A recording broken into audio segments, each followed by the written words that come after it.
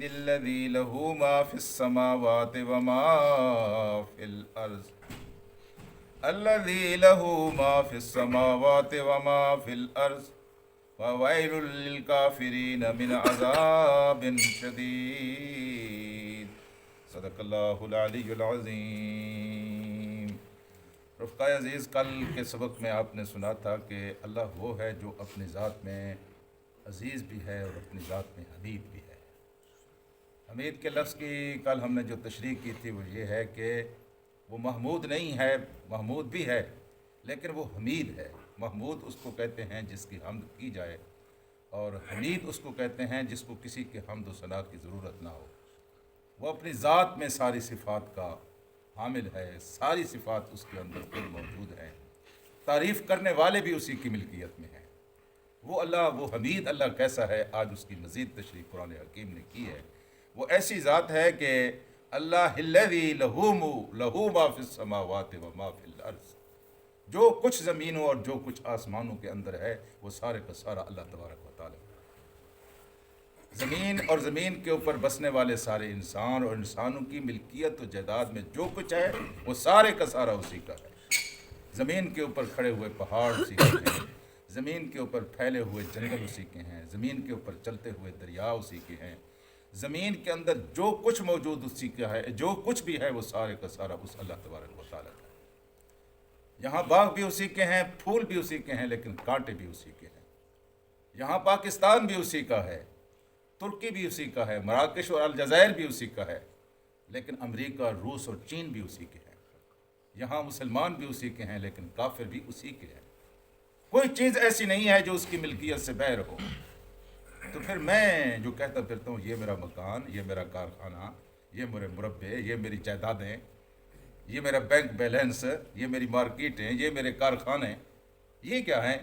بھائی یہ ملکیت نہیں ہے آپ کی، آپ عارضی کرایہ دار ہیں، وقتی طور پہ امانت دار ہیں۔ آپ کی آنکھوں کے سامنے نہیں ہے کہ اللہ تبارک و تعالیٰ ایک اس سے لے کر اس کو دے دیتا ہے، اس کو لے کر اس کو دے دیتا ہے۔ اگر کسی کو لمبے پٹے پر دے دے تو بس اتنا ہوتا ہے نا، 60-70 سال کی زندگی ہے اور پھر دستبردار نہیں ہو جانا، ملکیتیں منتقل نہیں ہو رہی، میراثیں منتقل نہیں ہو رہی۔ کون ہے جو یہاں جو مستقل مالک؟ زندگی میں بھی وہ شاہوں کو گدا کرتا ہے اور گداؤں کو شاہ کرتا ہے۔ اس کی قدرت کے مظاہر کس نے اپنی آنکھوں سے دیکھے ہیں؟ ہر طرف اس کی قدرت کے مظاہر پھیلے ہوئے، اور اس عورت کا قصہ تو مزید اس بات کو عیاں اور واضح کر دیتا ہے جو اپنے شوہر کے ساتھ اور اپنے رئیس شوہر کے ساتھ اپنے محل میں بیٹھی ہوئی تھی اور کھانا کھا رہے تھے، بہت انجوائے کر رہے تھے، بہت اچھا ماحول تھا، خوشی تھی، مسرت تھی۔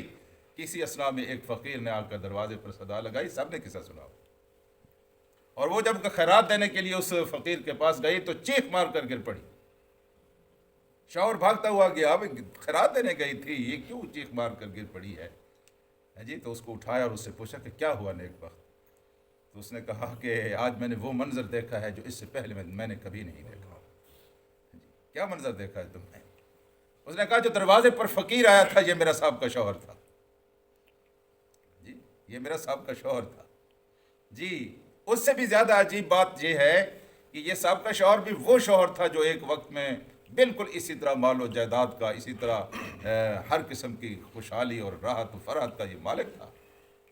اور اس سے بھی زیادہ عجیب بات ہے کہ بالکل اسی طرح جس طرح آج میں اور آپ بیٹھے ہوئے تھے، ہم کھانا کھا رہے تھے، اسی اثنا میں ایک فقیر آیا اور اس نے آ کر صدا دی، تو میں نہیں گئی بلکہ یہ گیا اور اس نے جا کر اس فقیر کو دھکے بھی دیے اور اس کو برا بلا بھی کہا اور اس کو کہا کہ چلے آتے ہو اور پتہ نہیں دیکھتے نہیں، اور اس کو مارا بھی صحیح اور اس کو باہر بھی نکال دیا۔ اور اس سے کارروائی کے بعد پھر اس کے دن پھر گئے، کاروبار ایک ایک کر کے ختم ہوتا گیا، ایک ایک کر کے جائیداد ہاتھ سے نکلتی گئی۔ ایک وقت ایسا آیا کہ وہ مجھے بھی نہ پال سکا اور میں نے اس سے طلاق کا مطالبہ کیا۔ آج یہ حال تھا کہ وہ در در کی خیرات مانگ رہا تھا، فقیر ایک ایک دروازے پر پھر رہا تھا۔ شوہر نے کہا بڑی عجیب کہانی سنائی ہے تمہیں، لیکن میں تمہیں اس سے بھی زیادہ عجیب کہانی سناتا ہوں۔ اس نے کہا اس سے زیادہ عجیب کہانی اور کیا ہو سکتی ہے؟ اس نے کہا اس سے زیادہ عجیب کہانی یہ ہے کہ جس فقیر کو اس نے مارا تھا وہ فقیر دراصل میں تھا۔ اللہ اکبر! دیکھیں کس طرح اللہ تبارک و تعالیٰ نے الٹ پلٹ دیا ہے۔ یہ میرے اللہ کا اختیار ہے، وَلِلَّهِ اللہ کے لیے ہے، ملک لہو ملک السماوات والارض لہو ما فی السماوات و ما فی الارض، زمین اور آسمان میں جو کچھ ہے وہ سارے کا سارا کس کا ہے؟ میرے اللہ کا۔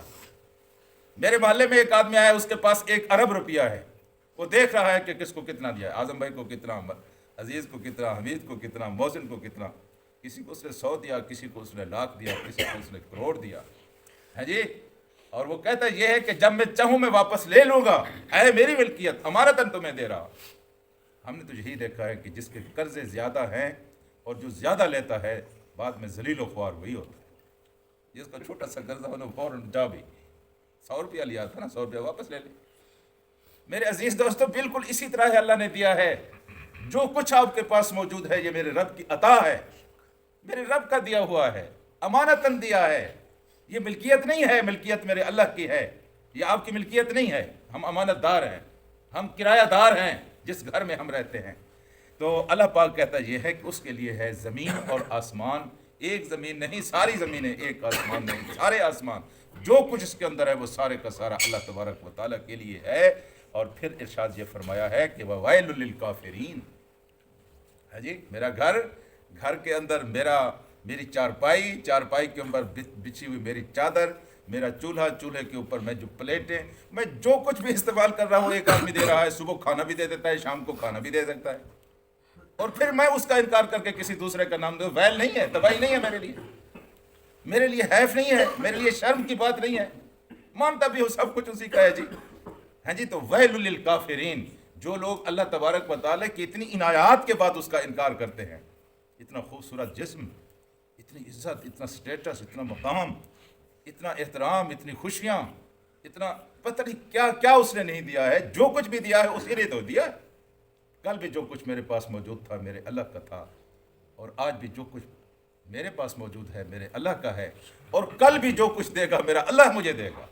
اب مسلمان تو اس بات کو مانتے ہیں، لیکن جو لوگ اس کا انکار کرتے ہیں ان کے پاس بھی اللہ کا ہے، لیکن جو انکار کرتے ہیں کہتے ہیں حیف ہے، اتنی بھی شرم نہیں آئی یار، صبح بھی اس کا کھاتا ہے، شام بھی اسی کا کھاتا ہے، پھر اس کو بھونکتا ہے۔ یہ کہتے ہیں کبھی کبھی ہم کسی نمک حرام آدمی، کسی احسان فراموش انسان کو ہم کہتے ہیں کہ ایک طرف اس کی احسانات کی بارش ہو رہی ہے، صبح بھی اسی کا کھاتا ہے، شام کو بھی اسی کا کھاتا ہے، تو بھی اسی کا کھاتا ہے، تیرے بچے بھی اسی کا کھاتے ہیں، اور پھر تو اس کے خلاف باتیں کرتا ہے، اس کا کہا نہیں مانتا، اس کو چھوڑ کر کبھی کہتا ہے اس نے دیا ہے، کبھی کہتا ہے اس نے دیا ہے، کبھی کہتا ہے میرا اپنا کمال ہے، کبھی کہتا ہے میرے باپ دادا کی کمائی ہے، پتہ نہیں کیا کیا کہتا پھرتا ہے۔ ویل ہے ویسے ویل جہنم کی ایک وادی کا نام بھی ہے، ویل تباہی کا نام بھی ہے، ویل بربادی کا نام بھی ہے، تباہی ہے اس کے لیے، بربادی ہے اس کے لیے، ایسے قدر ناشناس انسان کے لیے جو اللہ کی عطاؤں کا انکار کرتا ہے جی۔ تو کیا کہا؟ ویل للکافرین، انکار کرنے والوں کے لیے جو اللہ کا کھا کر پھر نہیں مانتے جی، اللہ سے پا کر پھر نہیں مانتے، اور من عذاب شدید، پھر ایسے لوگوں کو عذاب نہیں دیا جائے گا بلکہ عذاب شدید دیا جائے گا، ان کو عبرت کا نشان بنا دیا جائے گا، اس لیے کہ مسلسل اس کی نعمتیں، اس کی راحتیں کھا کر مسلسل وہ اس کا انکار کرتے رہے ہیں، اس لیے اللہ تبارک و تعالیٰ ان کو اس عذاب شدید سے دوچار کرے گا۔ میرے دوستو اور میرے ساتھیوں، جب بھی کوئی نعمت ملے انسان کو شیطان بہت بہکاتا ہے کہ جناب آپ کی قابلیت محنت کی ہے نا، آپ نے اس کو چھوڑ گیا، اس کو چھوڑ گیا، آگے لگ گیا، کیا بات ہے تیری؟ نہ سمجھا کرو اس طرح۔ جو کچھ بھی آپ کے پاس آ رہا ہے کس کا دیا ہوا ہے؟ میرے اللہ کا دیا ہوا ہے۔ یہ ذہن اگر بنا کے رکھو گے اللہ دے گا بھی زیادہ، اور پھر یہ ہے کہ اس کے اوپر بعض برس بھی تھوڑی۔ جب ہم یہ سمجھتے ہیں کہ کسی ہمارا اپنا کسی اور کا نہیں، صرف اللہ تبارک و تعالیٰ کا، دیکھیں سارا قرآن اسی ذہنیت کو پیدا کرنے کی کوشش کر رہا ہے۔ آپ اسے سن رہے ہیں، اللہ سے دعا کرتے ہیں کہ اللہ ہمیں اس سبق کو یاد کرنے کی توفیق عطا فرمائے۔ اللہم صلی علی سیدنا و مولانا محمد وعلی آل محمد کما صلیت علی ابراہیم وعلی آل ابراہیم انک حمید مجید۔ اللہم بارک علی محمد وعلی آل